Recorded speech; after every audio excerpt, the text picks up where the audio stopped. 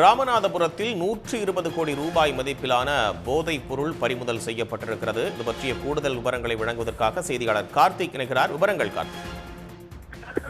ராமநாதபுரத்திலிருந்து இலங்கைக்கு போதைப் பொருள் கடத்துவதாக கீழ்பிரிவு இன்ஸ்பெக்டர் ஜீவமணி தர்மராஜுக்கு தகவல் கிடைச்சது.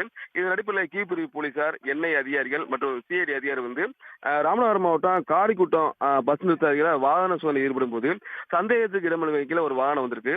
அந்த வாகனத்தை நிறுத்தி சோதனை செய்ய போது அந்த வாகனத்துல 41 பாக்கெட் 219 கிலோ கஞ்சாவும், 19 பாக்கெட் 19 கிலோ மெத்தப்பட்டேனும், 20 பாக்கெட்ல 10 கிலோ ஹெராயின் இருந்திருக்கு.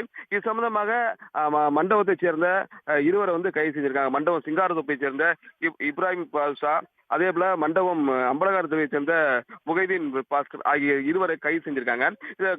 பறிமுதல் செய்யப்பட்ட அந்த போதைப் பொருள் மதிப்பு சுமார் 120 கோடி இருக்கும் தெரிய வந்திருக்கு. இது குறித்து மேலும் யாருக்கும் தொடர்பு இருக்கா என்ற கோணத்துல தீவிர விசாரணை நடைபெற்று வருகிறது.